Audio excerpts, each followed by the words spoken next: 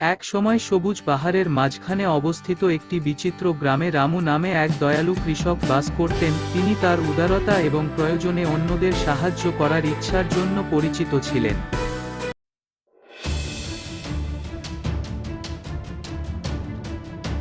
প্রচণ্ড গ্রীষ্মে গ্রামে প্রচণ্ড খরা আঘাত হানে, জমিকে অনুর্বর করে দেয় এবং ফসল শুকিয়ে যায়। জীবন জীবিকা বিপন্ন হওয়ায় গ্রামবাসীরা বিপাকে পড়েছেন। তার নিজের সংগ্রামী খামার সত্ত্বেও রামু তার অবশিষ্ট বীজ তার প্রতিবেশীদের সাথে ভাগ করার সিদ্ধান্ত নিয়েছে, যারা সমস্ত আশা হারিয়ে ফেলেছিল। এই কঠিন সময়ে আমাদের একসাথে কাজ করতে হবে এবং একে অপরকে সমর্থন করতে হবে, রামু গ্রামবাসীদের কাছে ঘোষণা করেছিলেন।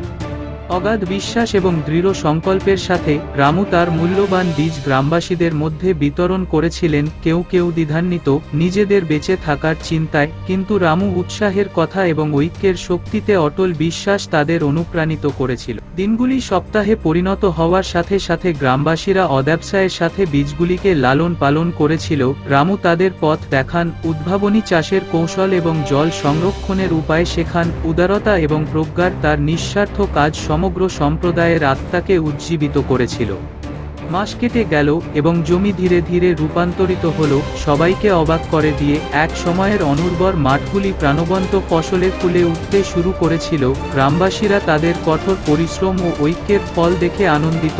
এই সমৃদ্ধির মধ্যে গ্রামের মধ্য দিয়ে যাওয়া একজন ভ্রমণকারী সমৃদ্ধ ক্ষেতগুলি লক্ষ্য করেছিলেন এবং রামুকে তাদের সাফল্যের রহস্য সম্পর্কে জিজ্ঞাসা করেছিলেন। রামু উষ্ণভাবে হেসে উত্তর দিল, আমরা একসাথে যে দয়া ও ঐক্যের বীজ রোপণ করেছি তা এই প্রচুর ফসলে প্রস্ফুটিত হয়েছে। গ্রামের অবিশ্বাস্য রূপান্তরের খবর দূর দূরান্তে ছড়িয়ে পড়ে বণিক ও ব্যবসায়ীদের আকৃষ্ট করে, যারা প্রচুর পণ্যের ন্যায্য মূল্য প্রদান করে। যে গ্রামটি একসময় সংগ্রাম করছিল তা এখন স্থিতিস্থাপকতা ও সাম্প্রদায়িক শক্তির প্রতীক হয়ে উঠেছে।